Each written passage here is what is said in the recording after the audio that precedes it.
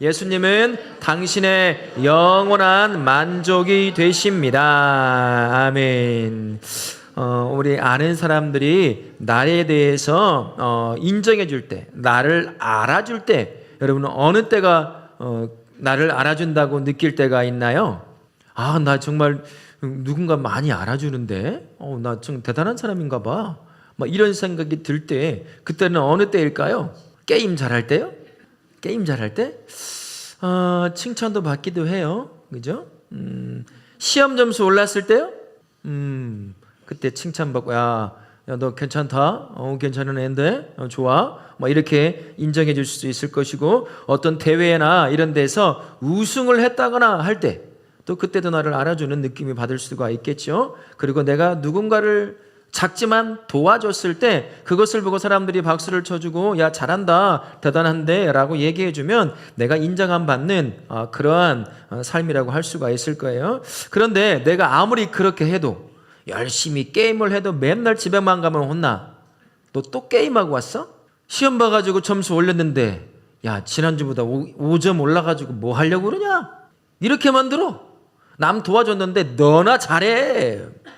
이런 소리를 듣는다면 여러분 마음이 어떨까요? 기분 나쁘죠. 아니, 내가 열심히 하고 뭔가를 했으면 남들과 비교하지 말고 내가 한 것을 두고 나를 인정해주고 존중해주고 이렇게 세워주면 참 좋을 텐데 그렇지 않게 되면 기분이 나쁩니다. 속상한 거죠. 우리 예수님이 바로 그러한 상황에 놓여 있었어요. 예수님은 이 땅에 오셔서 다른 거 하지 않으셨습니다. 엉뚱한 짓 하지 않았어요. 사람에게 속여라, 다른 사람들을 때려라, 다른 사람들의 것을 빼앗아라 그런 얘기 절대 하지 않으셨습니다.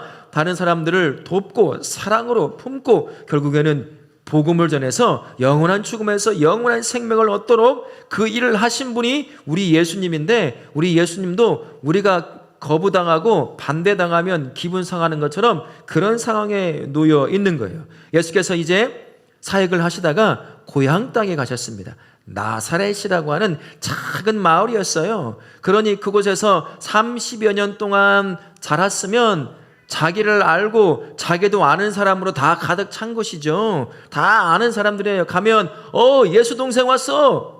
이렇게 얘기도 하고 하는 그러한 사람들만 모여있는 것이 나사렛이에요. 그곳에 가서 이제 사역을 하기 전에 사역을 하다가 조금 다른 떨어진 곳에서 회당에 이제 안식일이 되어서 회당에 갈 일이 되었습니다.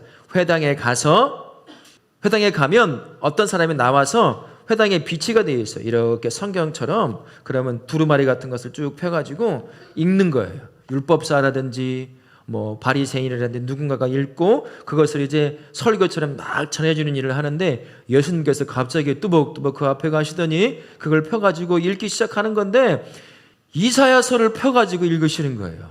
오늘 우리가 읽었던 18절과 19절 말씀이 이사야서 말씀이에요.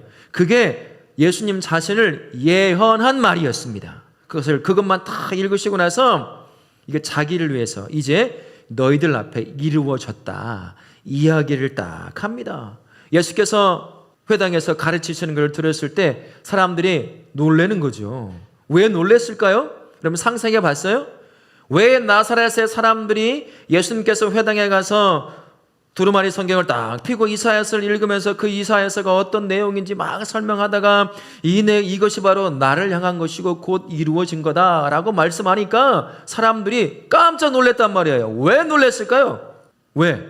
아니 30년 동안 같이 자라고 놀고 넘어지고 먹고 또 놀고 넘어지고 먹고 그러던 예수라고 하는 사람이 갑자기 고향 땅에 어느 날 방문을 하더니 성경책을 펴더니 거기에서 이사야서 말씀을 읽고 가르치고 설명하더니 나중에는 이루어졌다고 얘기를 하는 거예요. 내가 아는 예수는 이런 사람이 아니다는 거죠. 옆집 누나가 쟤 예수인데? 나보다 2살 어린 예수인데? 언제 저렇게 배웠지? 언제 저런 지혜가 생긴 거야? 처음에는 깜짝 놀라는 거죠. 그러면서 이제 기뻐하기도 하고 참 대단하다라고도 말을 하기도 하지만 그러나 결국엔 예수께서 가르치시는 그 말을 받지는 않아요. 별로 좋아하지 않더라라는 것을 알 수가 있는 거죠.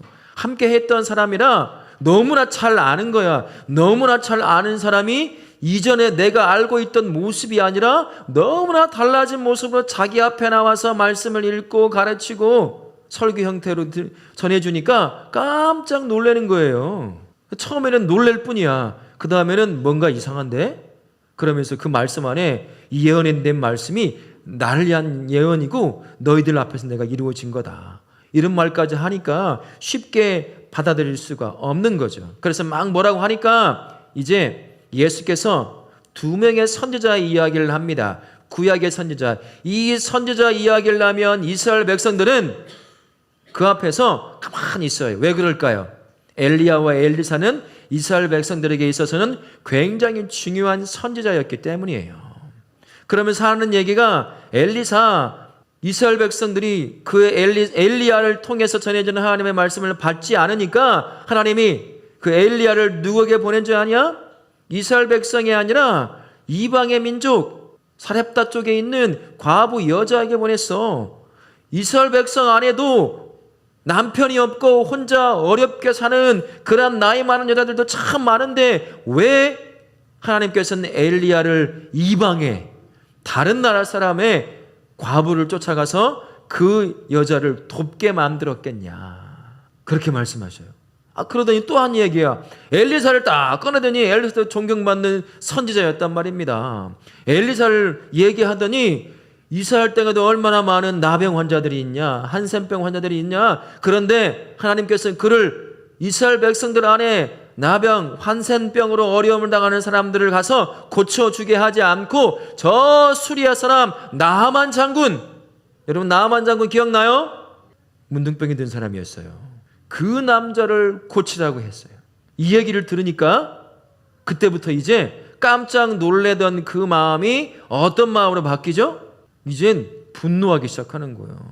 이스라엘 사람들에게 있어서 이스라엘 사람들을 빼고 이방의 사람들, 이스라엘 백성이 아닌 사람들은 사람 취급을 안 했단 말입니다. 그런데 자기들이 존경하는 그 엘리야와 엘리사를 하나님이 자신의 민족이 아니라 이방 사람들에게 보내서 도움을 받게 했다는 소리를 들으니까 사실인데도 불구하고 분노하는 거예요. 예수님을 끌고 어디까지 가요?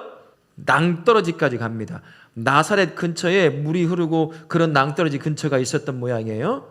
그것까지 가가지고 뭐 하려고 한 거예요? 떨어뜨려 죽이려고 했어요. 누가? 잘도 하시네. 당해보셨나 봐요. 고향 사람들에게 아픔을.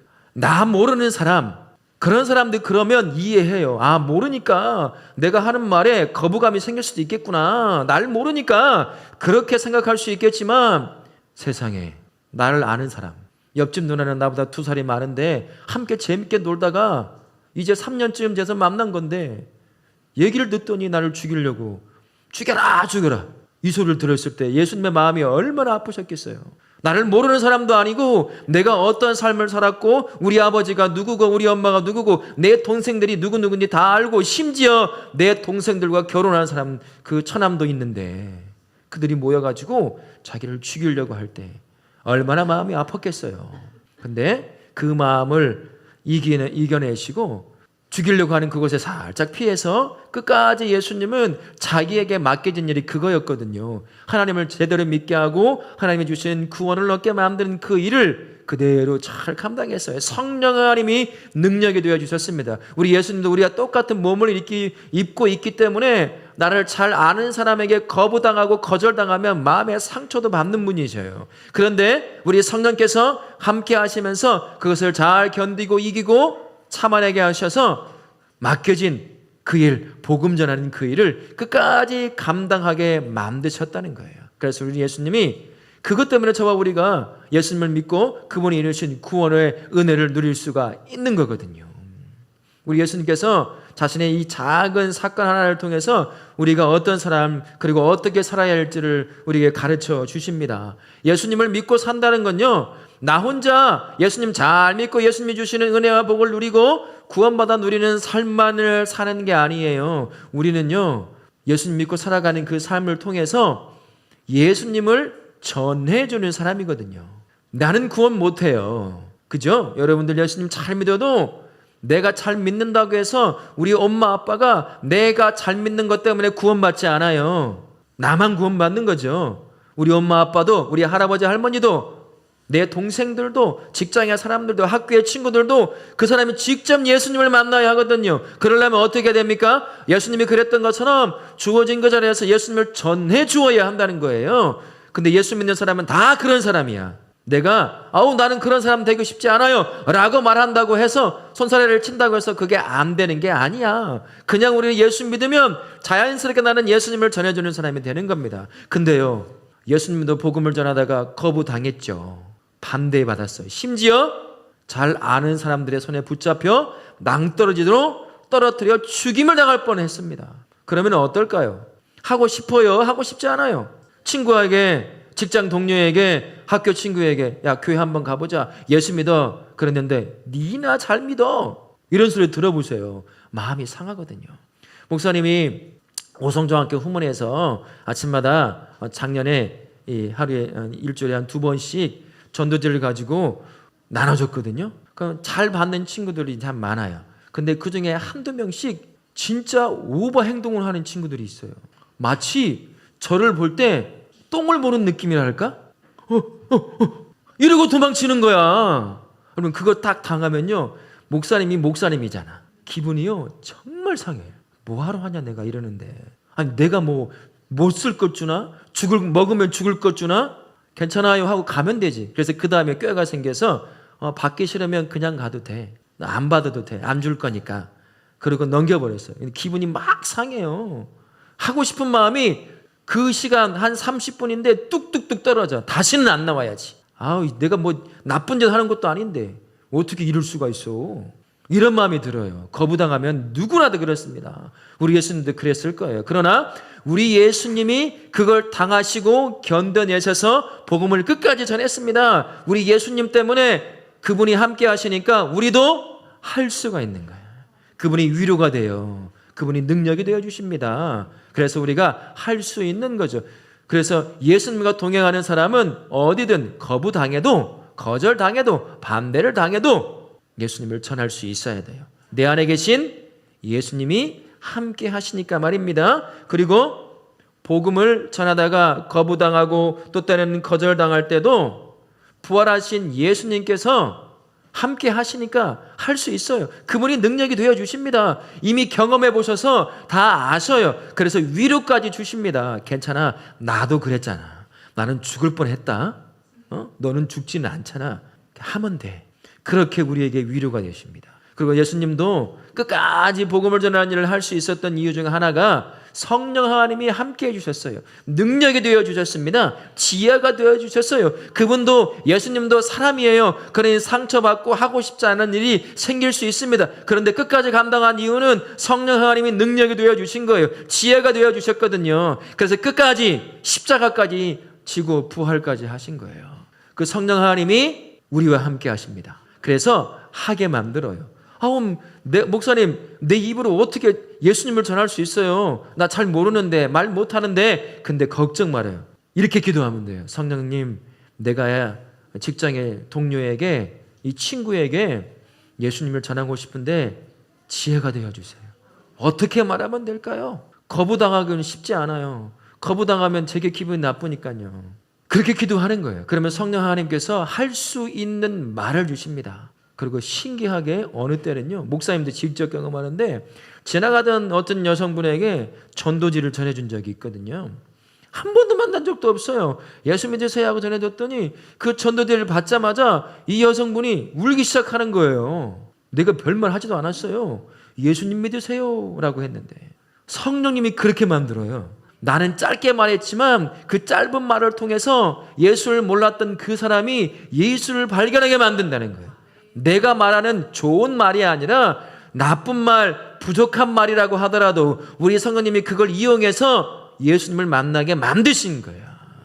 그래서 포기하지 않고 하는 겁니다. 다시 학교로 가죠. 직장으로 가요. 가정으로 갑니다. 왜 하나님이 그곳에 우리를 보내실까요? 그곳에서 예수님처럼 복음을 전하라고. 직접 예수님을 전할 수도 있고 내가 살아가는 삶의 모습을 통해서 예수님이 어떤 분인지도 보여줄 수도 있습니다. 그렇게 나와 함께하는 사람들에게 예수님을 전해주고 보여줌으로 말미암아 내가 믿는 예수님, 내 친구도 만나고 내 직장의 동료도 우리 엄마 아빠도 나의 자식들도 온전히 만나서 그렇게 구원의 기쁨을 함께 누리게 만드는 우리 다음 세대 그리고 우리 성도님들, 우리 선생님들 되실 수 있기를 예수님의 이름으로 축원합니다. 아멘.